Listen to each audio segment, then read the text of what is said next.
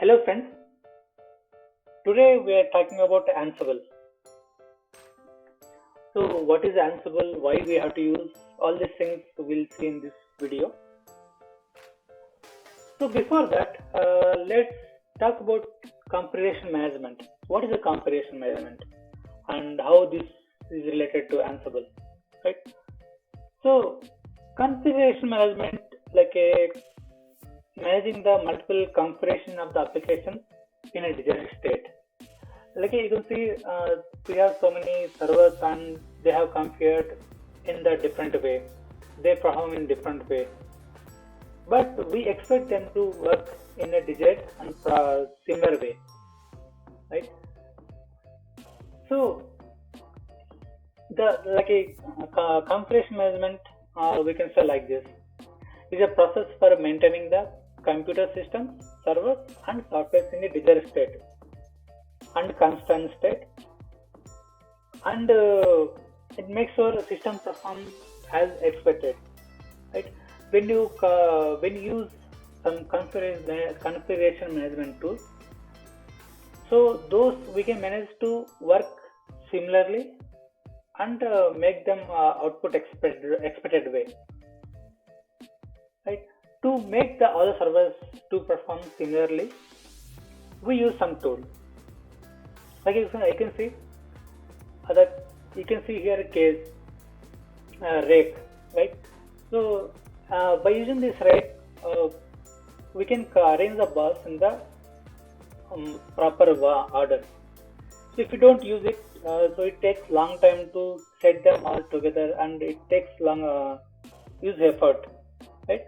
But if you just use this case rack, so this rack, yes, we just put all the bulbs, so all bulbs will run automatically.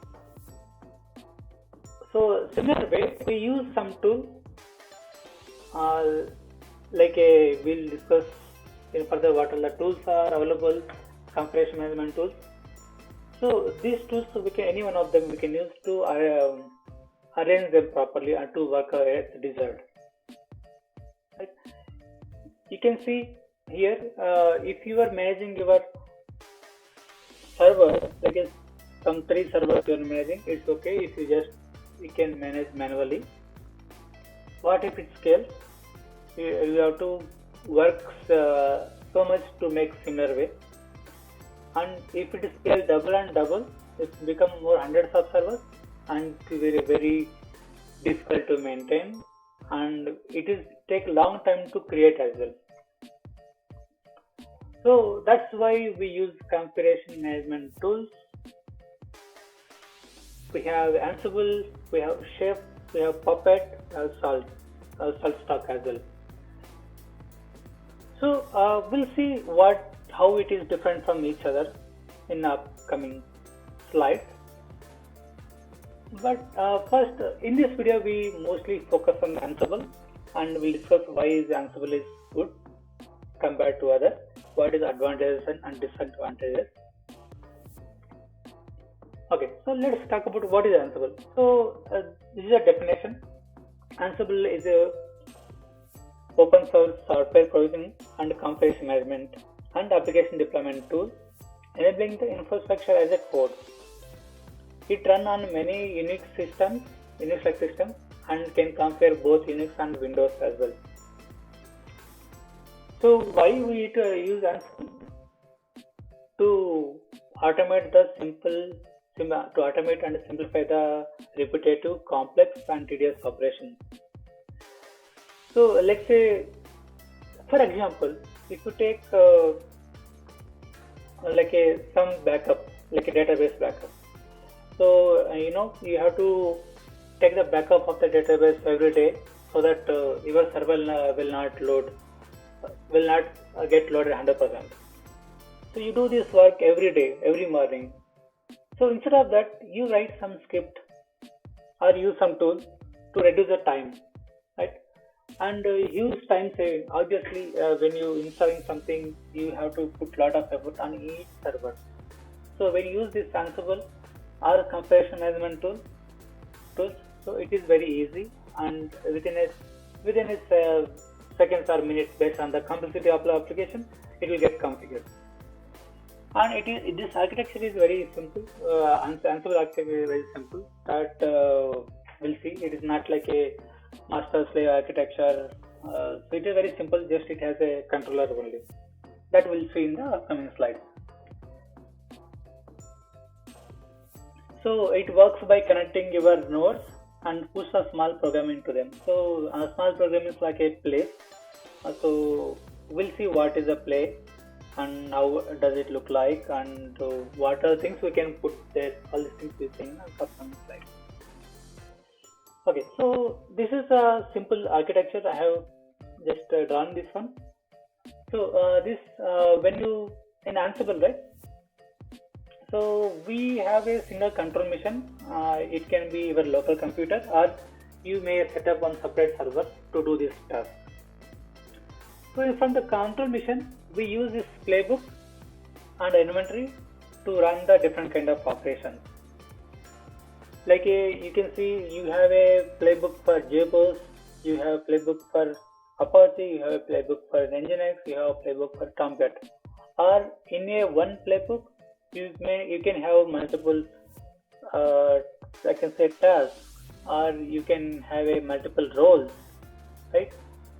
So what control will do? So whenever you run this playbook, it look for the inventory and check where and all it has to run. Once it finds, then it will transfer these files to the individual missions and perform the task. Right? This is a very simple architecture. So this is how inventory file looks like. Inventory file is nothing but just like a server's list. But you can see here in the left side, this side. So this is the INI format and this is a YAML format. So in INI format, we can put individual server like a domain name or IP address. So we can mention the group also. Let's say you are running your servers in the cloud.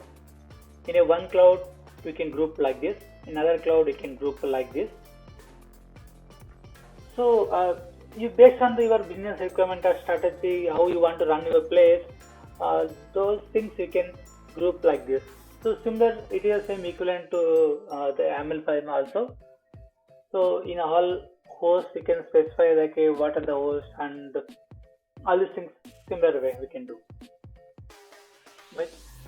So this is how inventory file looks like. This is a simple playbook which will install the HTTPD server and run it.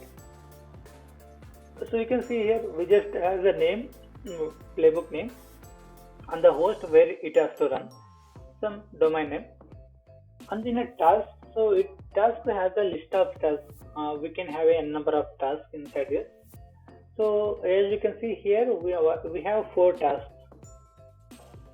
One is to install the package, and that is we are installing the HTTPD package, and we specify we use the M module, and we specify in the name equals name HTTP and state should be present. Right? This will install the package, and next we are ensuring the HTTP is running. So just we use service module and the state should be started. What is the service name, and we can also open the firewall port by using Ansible Plague, and we can do some network configurations as well with Ansible. So we similarly we are opening 80 port, and we are restarting the firewall D. So this is a simple one. When you run this, so our server should up and running. So this is just small comparison with the other configuration management tool. So in Ansible, you can see it does not require any agent to run your task. but whereas SaltStack, Puppet, and Chef, they require agent. So they some tools like they are master and slave configuration.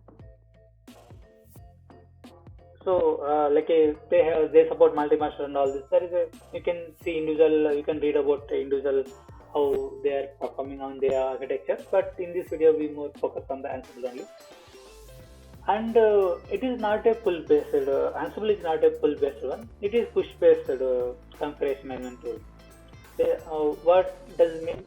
Whenever you run some playbook, it pushes this configurations to the servers. But whereas in other, it's not like that. So they're running the nodes or agents. So agents will pull this information from the masters. And when you see the language, what we write, is just a simple readable YAML file. Everybody can read and understand. And SaltStack also uses the YAML, but Puppet and Chef, it uses their own DSL. So whereas we have to learn the different language like a Ruby and all. So that's the difference. So use cases like where we use Ansible. So Ansible will be used in the provisioning the infrastructure. So it supports the different kind of plugins. So if you are in a cloud, you can provision the infrastructure with the Ansible as well. So and you see in the Go Cloud we have a deployment manager and like a Terraform. So whatever the task Terraform is doing, we can do similar tasks with the Ansible as well. And configuration management, we can do the configuration management like you have the JBoss server or you have a Tomcat server. You want to configure the application so that with a different files, security secrets and all these things we can do with Ansible. And app deployment, so you can use Ansible to deploy your application. There are use cases like you may have a small number of deployments you do deployment every month once, such kind of scenarios you don't use Jenkins. So there you can use the Ansible to just deploy your application.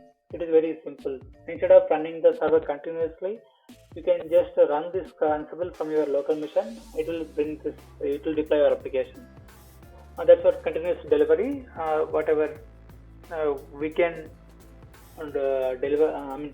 We can deploy the application. We can deploy the application with minimum downtime, and we can use different strategies like a canary deployment, like a blue-green deployment. All these things we can apply with the Ansible. Security and compliance, and by using Ansible, we can control the network. We can configure the network routes and all. So that will make sure that we can configure the a network also, so it will increase security. Right. So orchestration, we can we can provision the infrastructure with Ansible. We can orchestrate the application entire infrastructure with Ansible. Yeah, so this is very much introduction about Ansible. So we will see this we'll just have a small program in the next video. So where how do we run the Ansible? A simple way to install HTTP and post your small index.html. So that we'll see in the next video.